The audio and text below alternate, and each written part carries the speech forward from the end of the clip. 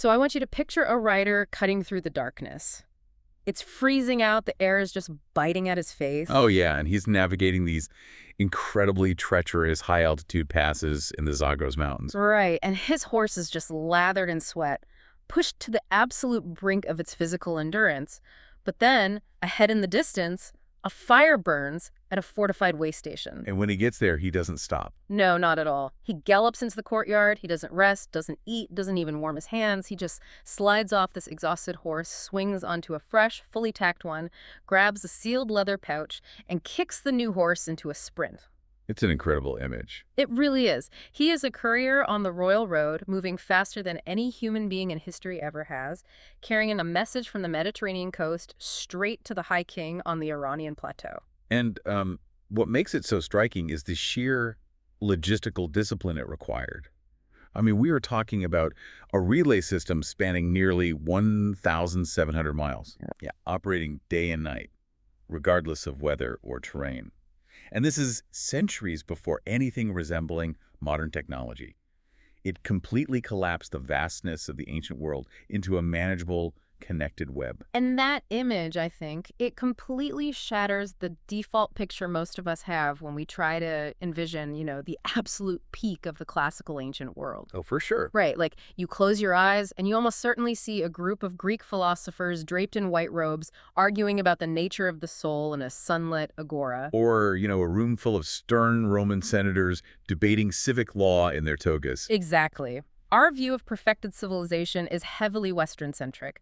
It focuses on localized civic identities, public debate, and individual citizenship. But today, we are taking a deep dive into a completely different kind of mastery. A completely different scale, really. Yes.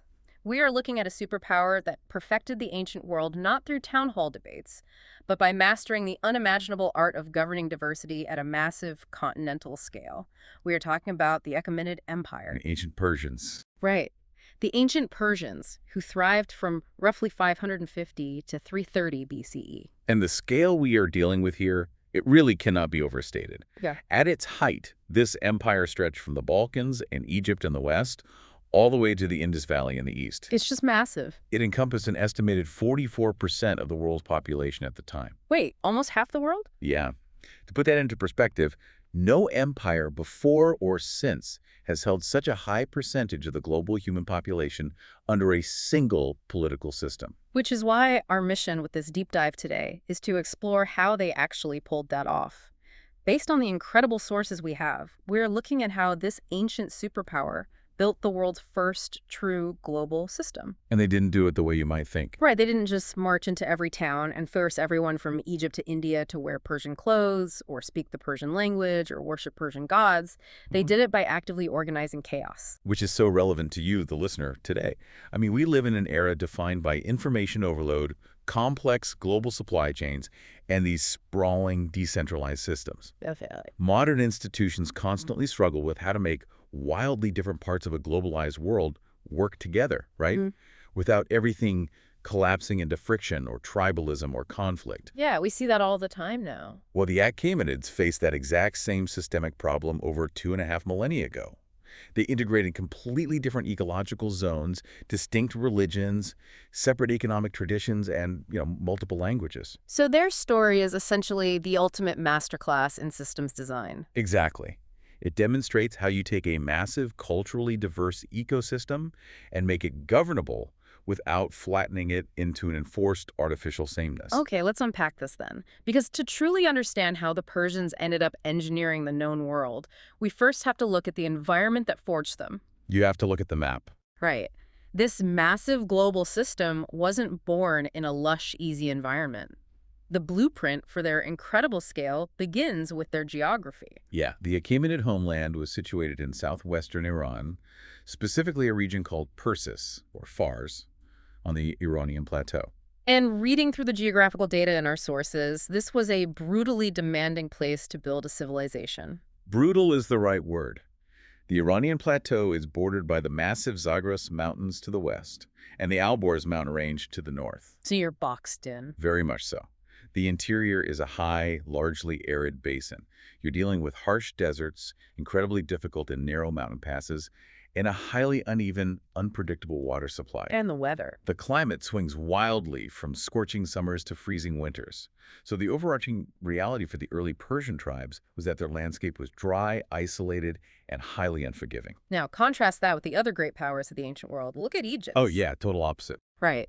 The Egyptian state was gifted the Nile River, this incredibly lush, predictable river valley that essentially hands you a massive agricultural surplus year after year.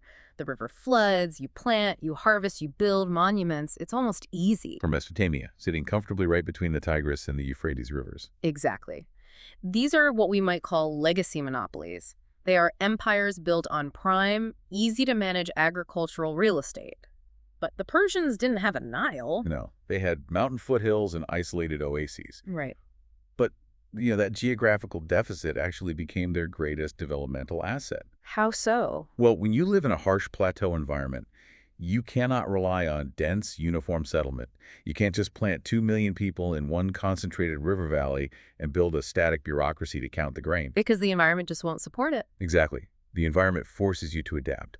It rewards mobility, local resourcefulness, and extreme logistical discipline. The early Persians had to learn how to control transit corridors and mountain passes just to survive. So they were forced to be on the move. Yeah, they became masters of moving herds, people, and resources across vast, arid distances between scattered pockets of fertility. It's the classic startup mentality, isn't it? Oh, I love that analogy. Right. Like the legacy monopolies, Egypt, Babylon, have been sitting on their river valley resources for centuries.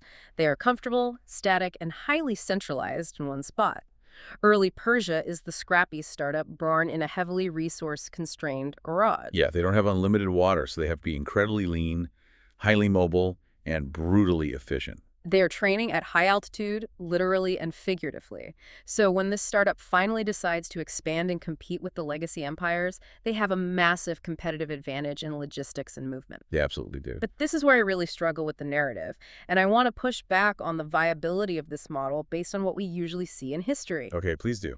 If you are this lean, mobile, pastoralist-rooted force, and you suddenly burst out of the mountains and conquer a place like Babylon, which is this massive, ancient, densely populated, complex, urban center history, usually shows us one of two outcomes. Right. Either the mobile conquerors get completely absorbed and assimilated by the sophisticated city dwellers, losing their identity entirely, or they try to rule it by force, the system buckles under the administrative weight, and it all just shatters. That is usually the pattern, yes. You are suddenly trying to govern the Mesopotamian river plains, Anatolian uplands, and the Levantine coasts all simultaneously. A startup that scales too fast without a rigid corporate structure usually implodes.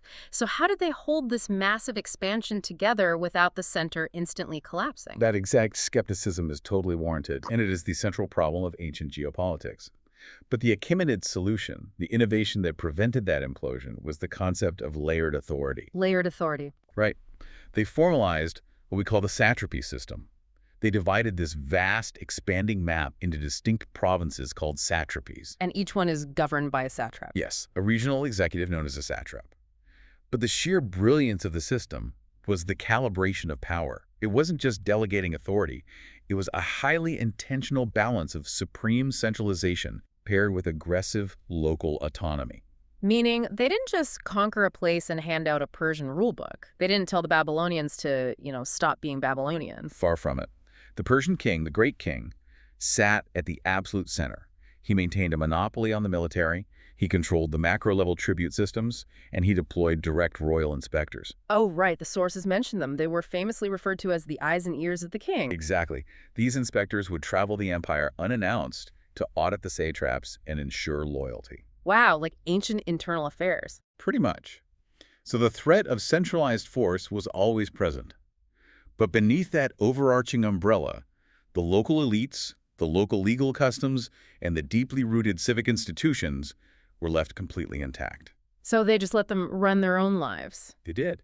The Achaemenids looked at the map and realized that forcing a Babylonian merchant to adopt the legal code of an Ionian Greek or an Egyptian priest to act exactly like someone from the Iranian core was a colossal waste of administrative energy. I mean, it would require a massive occupying army just to police daily behavior. Precisely. And that fundamentally redefines our concept of classical greatness. It really does. We are so conditioned by Greece and Rome to believe that a successful empire requires a unified civic identity.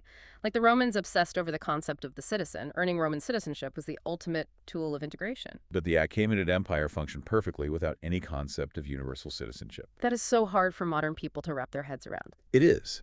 The idea of participatory citizenship simply did not exist in the Persian framework. If you were a freeborn person living anywhere from the Nile to the Indus, your ultimate political reality was that you were a subject of the great king. Period. Right. But the ingenuity of the Achaemenid system was that internally, within your own local community, your day-to-day governance could take almost any form imaginable. For example. Well, you might live in a Greek city-state on the western coast of Anatolia that operated as a local voting democracy. Wait, really? Let me make sure I'm grasping the reality of this.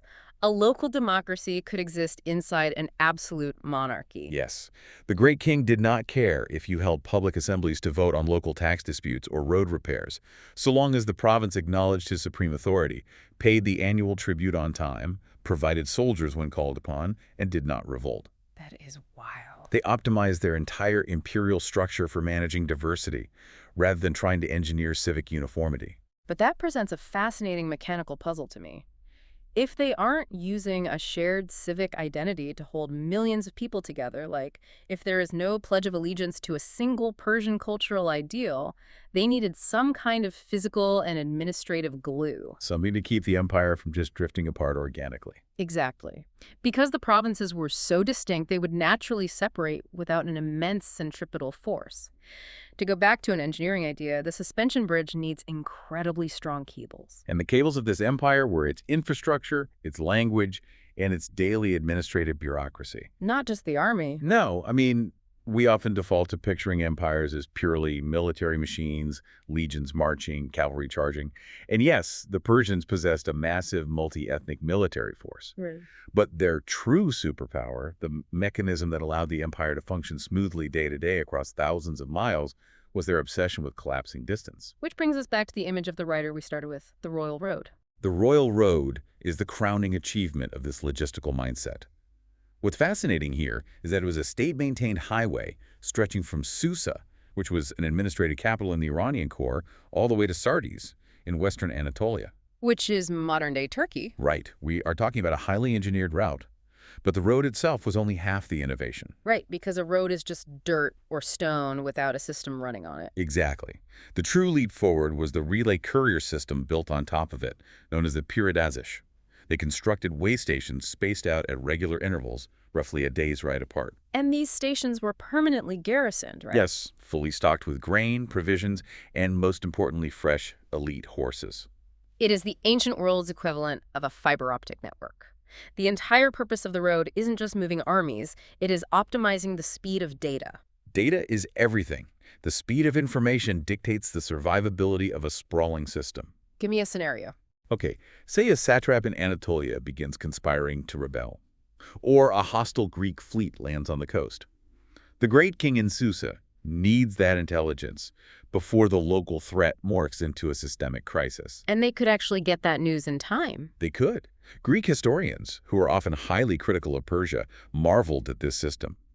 Herodotus wrote that neither snow, nor rain, nor heat, nor gloom of night stayed these couriers from the swift completion of their appointed rounds. Wait, isn't that the motto of the U.S. Postal Service? It is. They adopted that exact phrase. That's incredible. So how fast was it, really? A journey that would take a merchant caravan 90 days could be completed by a royal message in 7 to 9 days. 7 to 9 days instead of 3 months. They fundamentally altered the speed limit of human communication. It really did. But, and this is a big but, a fast message is utterly useless if the person on the receiving end cannot read it. Very true. And here is where the infrastructure runs into the reality of the diversity they managed. The Achaemenids ruled an empire where dozens, perhaps hundreds, of distinct languages were spoken natively. To run a massive bureaucracy, you need a common administrative standard. You can't have 100 different filing systems. Exactly. Now, a modern nationalist mindset would assume that the conquering Persians simply forced their scribes to use the Persian language because, if you conquer the territory, you impose your language to assert your dominance. But they didn't do that. No, they made a decision that perfectly illustrates their extreme pragmatism. For their vast imperial paperwork, they adopted Aramaic as the lingua franca of the administration. Imperial Aramaic became the standard code for the bureaucracy. Choosing to use a different language for your imperial paperwork instead of your own native Persian seems wild to a modern nationalist mindset.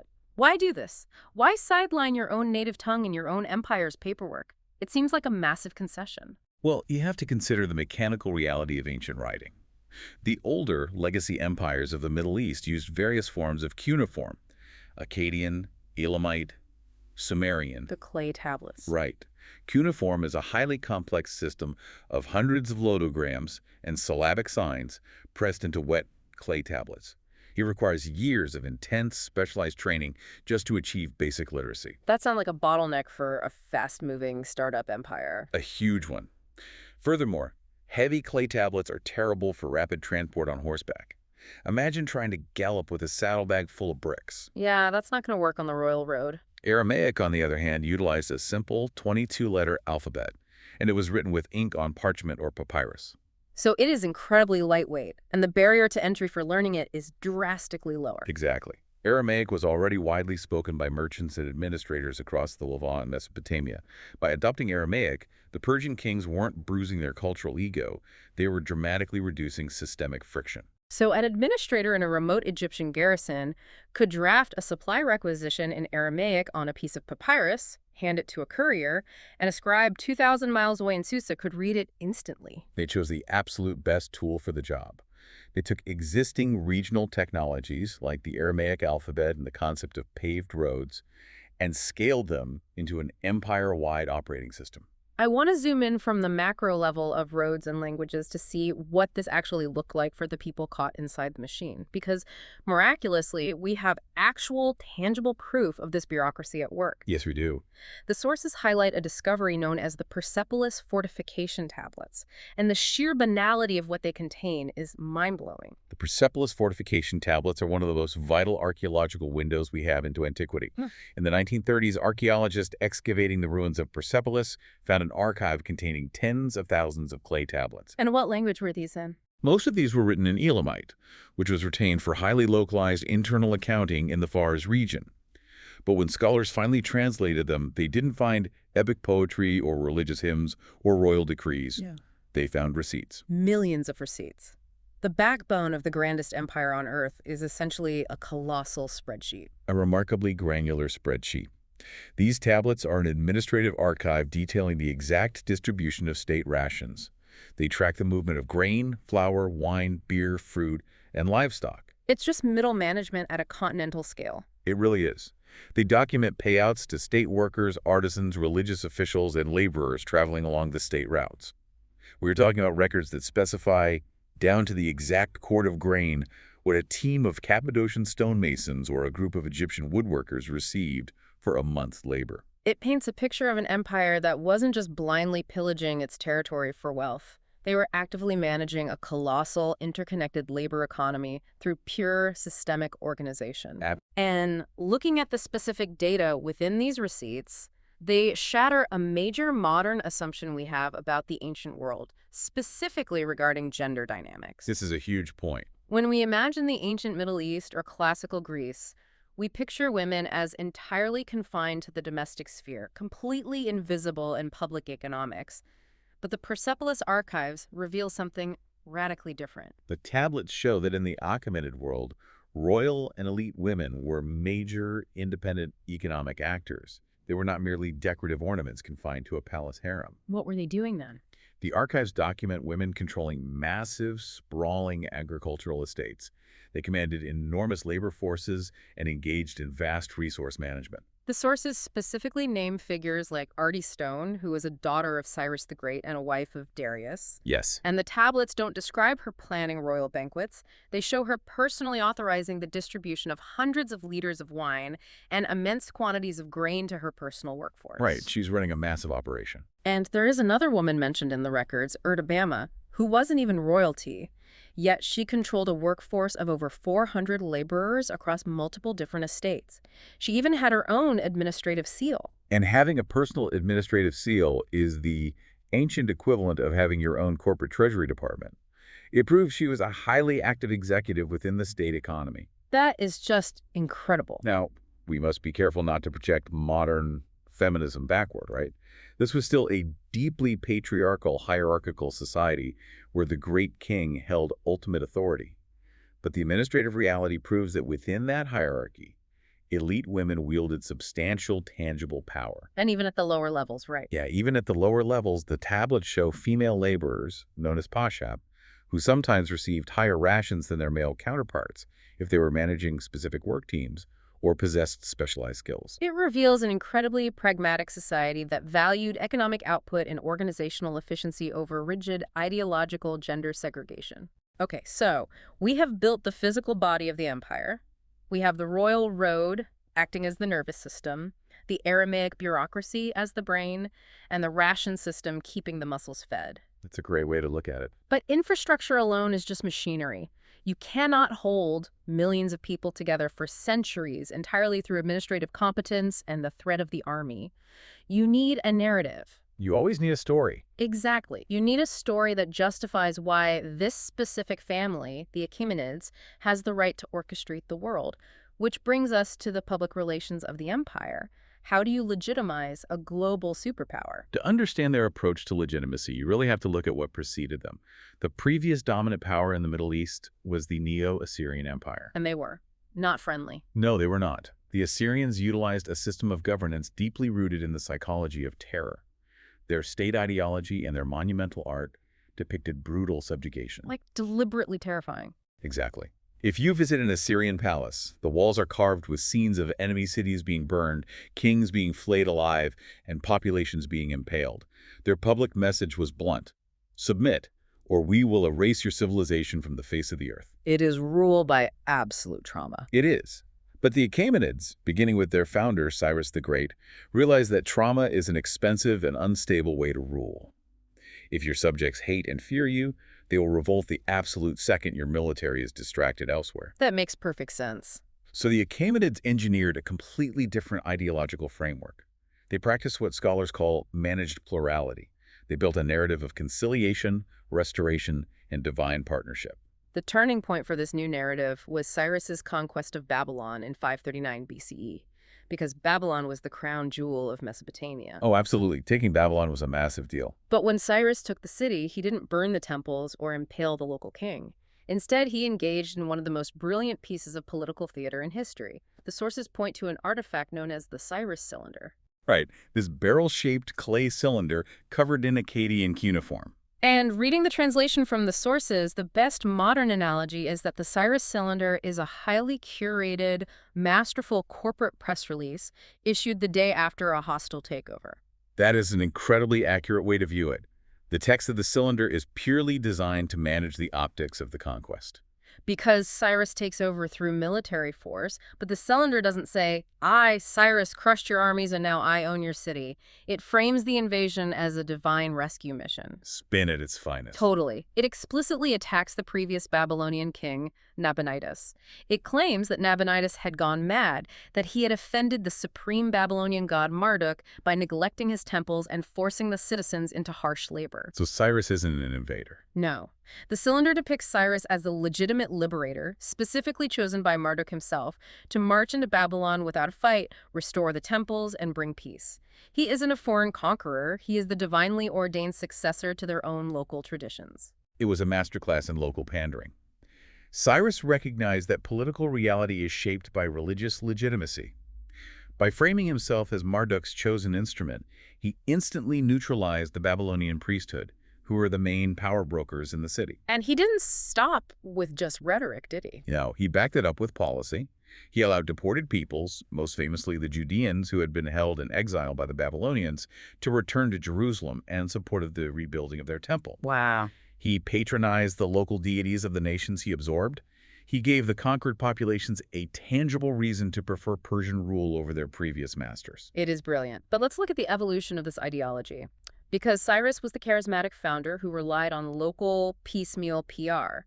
But a few decades later, the empire undergoes a crisis, and Darius I takes the throne. Right, Darius the Great. If Cyrus was the visionary founder, Darius is the ruthless systems architect who reorganizes the company. He systematized the satrapies, he built the roads, and he also crystallized a much more unified, overarching philosophy to justify the empire. He had to, the empire was getting too big for just piecemeal PR. Right. He tied his rule to a specific cosmic worldview. Darius elevated the ideological stakes. He tied his political authority directly to Ahura Mazda, which is the supreme, uncreated creator god in the Zoroastrian tradition. He began carving massive, multilingual inscriptions onto cliff faces, most notably at Behistun, declaring that he ruled by the favor of Ahura Mazda. Does this mean he forced the empire to convert to Zoroastrianism? Did he create a state religion? No, and that nuance is critical. The Achaemenids did not deploy religious inquisitions. They didn't force Babylonians to abandon Marduk or Egyptians to abandon Amun. What was it then? Instead, Darius developed a political theology that we can call ethical monarchy. In this worldview, the universe is locked in a struggle between Arta, which is truth, order, and cosmic balance, and Draga, which translates roughly to the lie. The lie. What does that actually mean in a political context? Is he just calling his rivals liars? It is much deeper than that. The lie represents chaos, deception, and the breakdown of natural order. In Darius's framework, a rebellion against the Persian king wasn't just a political disagreement over taxes. It was a manifestation of the lie. It was an attempt to plunge the world back into chaos. So the great king is presented as the unique, divinely appointed champion of truth. Exactly. His absolute power is justified because he alone has the strength to hold back the chaos and guarantee a peaceful, ordered world where all these diverse peoples can live securely. Let's flip that perspective to the Greeks for a second, because the contrast is stunning.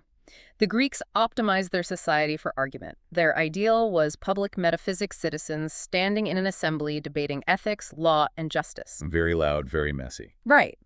But the Persian ideal wasn't public debate. It was moralized sovereignty. The Greeks asked, how do we govern ourselves? The Persians asked, what kind of ruler upholds cosmic order across immense difference? That's a great way to frame the difference. But here's the challenge. How do you communicate this grand philosophy of cosmic order to millions of subjects across the empire who can't read the royal inscriptions on a cliff face? You communicate it visually. You build it into the architecture of the state. And the ultimate physical manifestation of this philosophy was the ceremonial capital city, Persepolis. Yes. When you look at the monumental art of Persepolis, especially the grand audience hall known as the Apadana, you don't see those Assyrian scenes of slaughter or torture. No impaled enemies here. No. You see something completely unprecedented. You see a massive, deliberate visual synthesis. The architecture itself blends Egyptian lintels, Mesopotamian winged bowls, and Greek fluted columns. It's literally built out of the diversity of the empire. Exactly. And the famous relief sculptures lining the staircases of the Apadana depict 23 different delegations of subject peoples arriving at the capital to present tribute to the great king. And what is so striking to me is the tone of the artwork.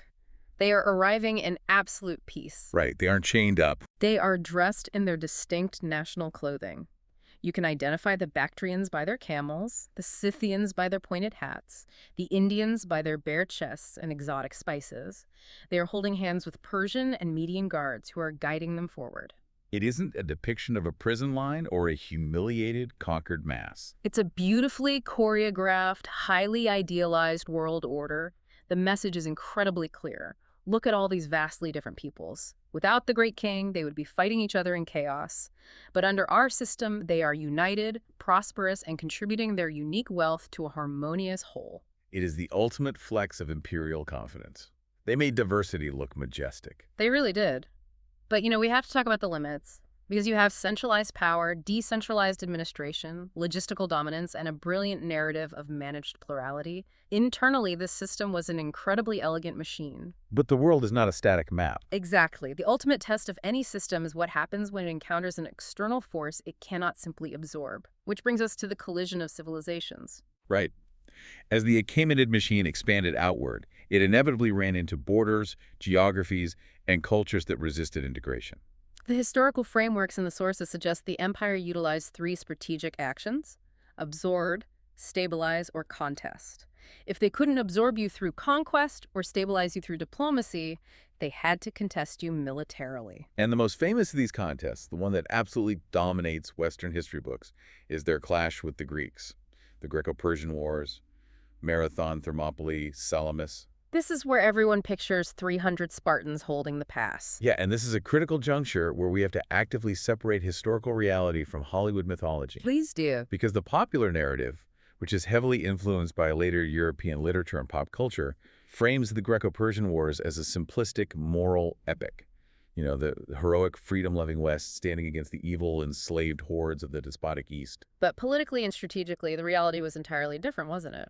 Completely different. It wasn't about good versus evil. It was a collision of two completely incompatible operating systems. Let's break down that incompatibility. You have the Achaemenid system, which relies on grand hierarchy, immense scale, and the integration of diverse cultures under one supreme stabilizing monarch. The satrap issues an order, and the province obeys. Right, it's very top-down. Then you look at the Greek world across the agency. It is a fragmented mess of fiercely independent, highly competitive city-states, many of which are experimenting with radical proto-democratic systems. It's chaotic. Imagine a Persian ambassador walking into Athens, expecting to speak to the local lord to negotiate a treaty. And instead, he is faced with an assembly of thousands of angry citizens screaming at each other. Exactly. They literally could not speak each other's political language. The Persian model looks at Greece and sees chaotic instability that needs to be brought into the fold. And the Greeks look at Persia and see an existential threat to their hyper-localized civic identity. That fundamental systemic mismatch is why the conflict was so intractable. The Persians couldn't simply co-opt the local Greek elites, because in a democracy, the elites could be outvoted or exiled by the assembly the very next day. So diplomacy just fails. Right. But we must also understand that the Persian strategy against the Greeks wasn't just mindless brute force. They were highly sophisticated operators. They weren't just throwing botters at the problem. No. When direct invasion failed, they utilized a divide-and-control strategy. They poured massive amounts of Persian gold into Greek politics, funding rival city-states against one another. They employed tens of thousands of Greek mercenaries. So they were playing the political game. Absolutely.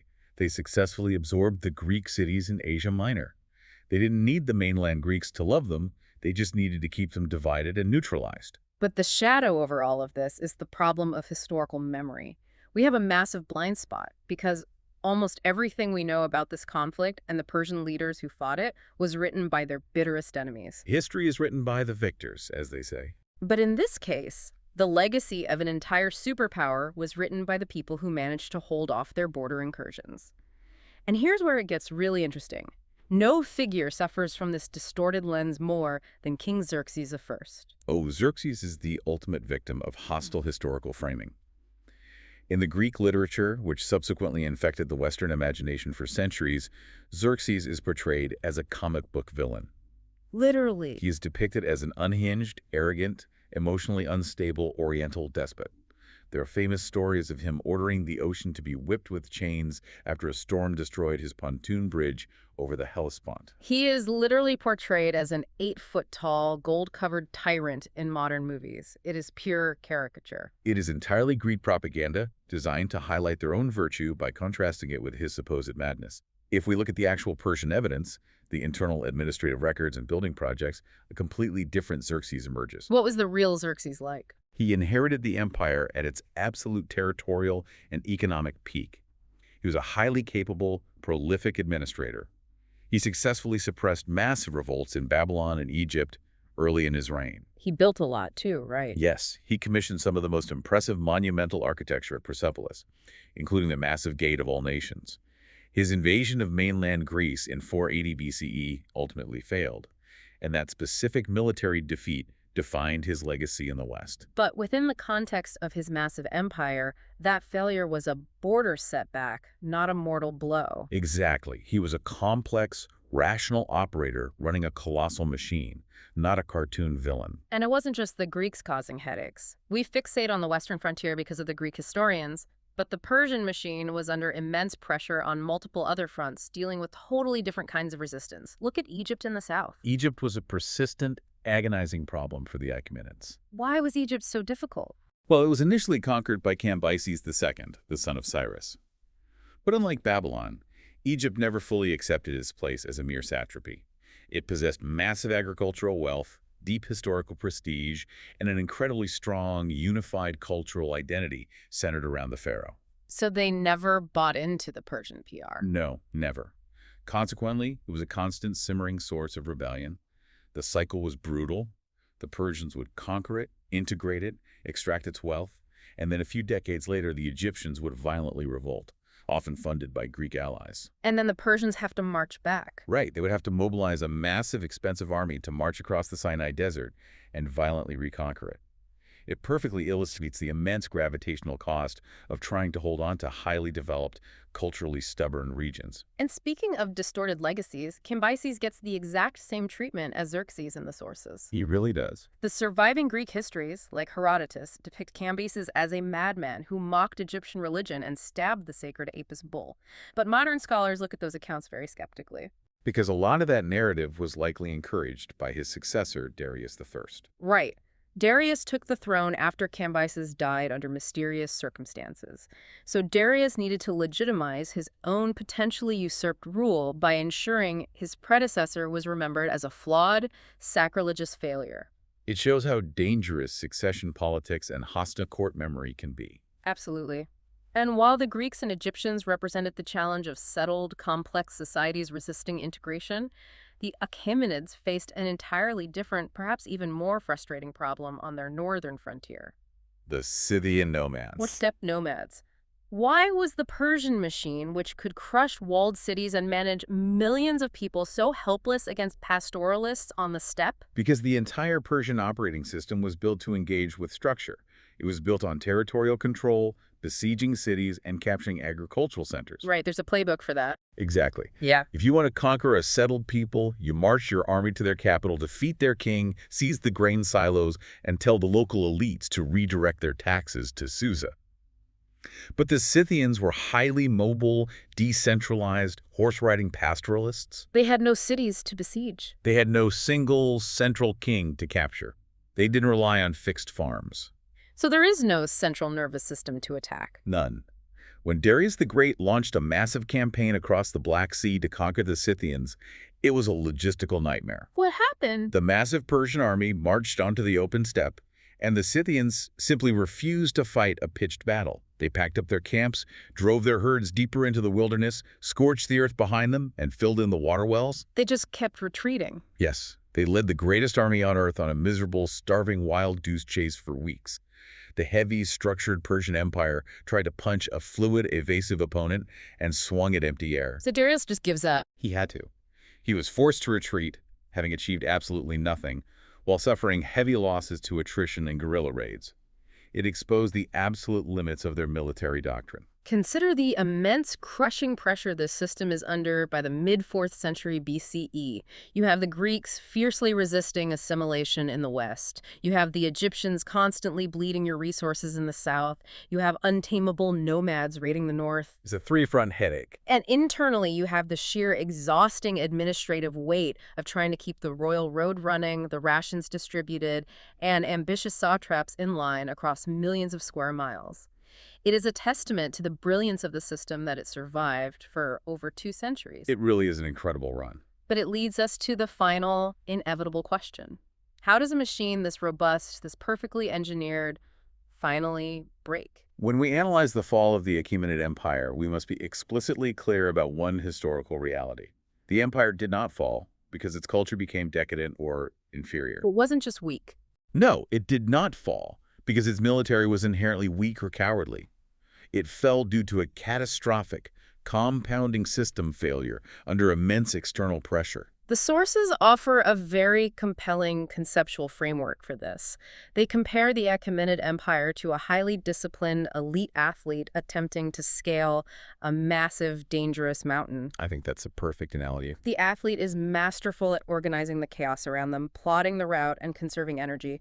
But performing at that extreme altitude requires absolute, unwavering internal discipline. One misstep, one muscle cramp, and the entire endeavor collapses. And the defining vulnerability of the Achaemenid system was its absolute dependence on hyper-centralization at the very top. That's the Achilles heel. That is the tragic paradox of all highly centralized hierarchical systems. Yeah. The exact mechanisms that made them so incredibly efficient, the clear chain of command, the rapid communication, the ability to mobilize vast wealth from a single throne, were also their biggest weakness. The entire structure relied on the strength and competence of the great king and the absolute, unquestioning loyalty of the satraps below him. Exactly.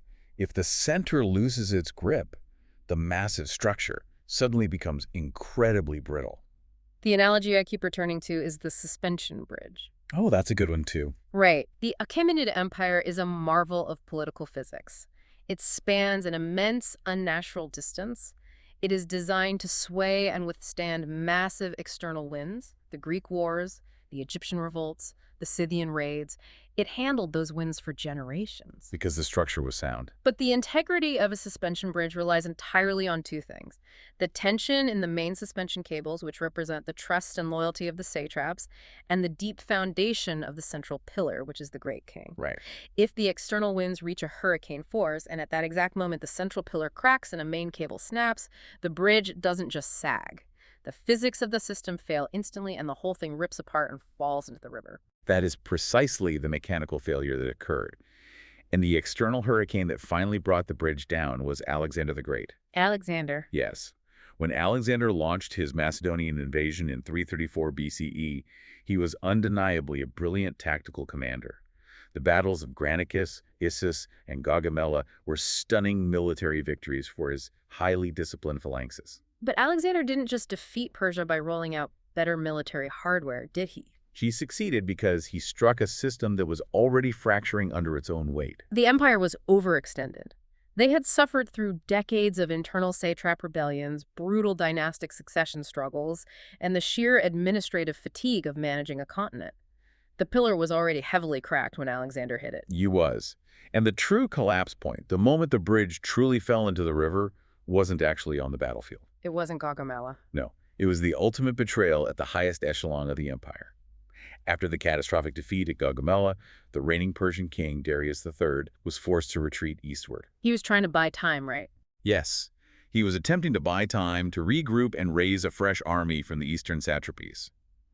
The empire was wounded, but its immense size meant it could theoretically absorb the blow and fight a war of attrition. But before Darius could rebuild, something happened. His own satrap, a governor named Bessus, who commanded the Bactrian cavalry, betrayed him.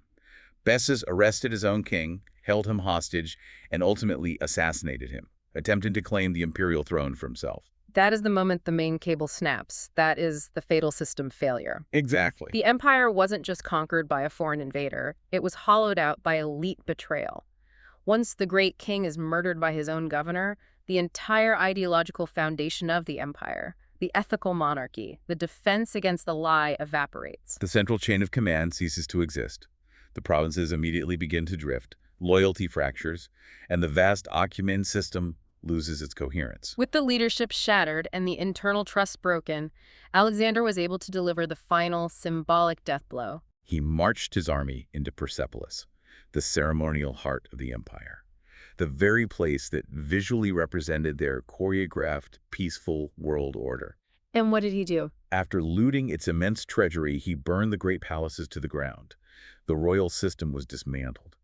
Alexander capitalized on an empire that was failing from the inside out. It is a sobering, almost terrifying lesson in scale. You can engineer the mountain passes, you can build the royal road, you can create the most sophisticated, tolerant bureaucracy the ancient world has ever seen. But if the individuals running the system stop believing in it or turn on each other for personal ambition, all of that infrastructure is completely worthless. Which brings us to the aftermath and the true lasting legacy of this incredible civilization. Because while the political entity of the Achaemenid Empire ended in the ashes of Persepolis and the betrayal of Darius III, the hardware they coded, the operating system of their empire, absolutely did not disappear. It didn't disappear at all. Right. The Achaemenids were briefly replaced by Alexander's explosive Macedonian Empire, which fell apart almost the moment he died. His generals carved up the territory, leading to the Seleucid Empire, essentially a Greek ruling class governing former Persian lands. And later you see the rise of other native Persian empires, like the Parthians and the Sassanids. But the ideas of Cyrus and Darius survived all of them. They did, and this is the core takeaway for anyone analyzing systems today. Right, connecting this back to you listening right now. The legacy of the Achaemenid Empire isn't just ruined stone pillars in the Iranian desert. Their legacy is the very concept of provincial administration. It's the realization that state-maintained roads and rapid communication networks are fundamental instruments of governance, not just conveniences. It is the incredibly modern, pragmatic idea that imperial tolerance, decentralized daily life, and respecting local customs isn't a sign of weakness, but a vital strategy for long-term stability. The Romans copied elements of this model. Modern multinational corporations and decentralized global governments rely on the exact same principles of layered authority and logistical integration that Darius the Great systematized. The ultimate lesson of the Persians is an optimistic one, tempered with a warning. Human beings can organize chaos on a massive scale. We can build massive, diverse, highly functional systems. But if you lose that core trust, if you lose the cohesion and the shared mission at the top of the hierarchy, the breakdown won't be a slow decline. It will be a catastrophic failure. The vulnerability of scale, it completely reframes everything we think about power and endurance. And it leads me to a final provocative thought that I want to leave you with today, something to really mull over. What's that? We spent so much of our historical education talking about how Alexander conquered Persia. We celebrate his tactical genius, his unbroken string of victories, but consider the mechanical reality of what actually happened after the conquest. Oh, this is a great point. Alexander and the Seleucid kings who followed him didn't turn Persia into a giant version of Greece. They couldn't. Almost immediately, Alexander adopted the Persian satrapy system to run the territory. He adopted Persian court rituals. He began wearing Persian royal dress. He utilized the Aramaic bureaucracy and the royal road. He essentially had to adopt the exact Persian style of ruling diverse peoples because the Achaemenid system was the only system capable of managing that kind of scale. That's right. So, considering all of that, did the Greeks really conquer the Achaemenid Empire? Or did the sheer undeniable brilliance of the Achaemenid system simply absorb its conquerors? When you picture the peak of the classical ancient world now, maybe you shouldn't just see a philosopher debating in a sunny agora. Maybe you should see a royal courier riding furiously through the dark, holding the world together.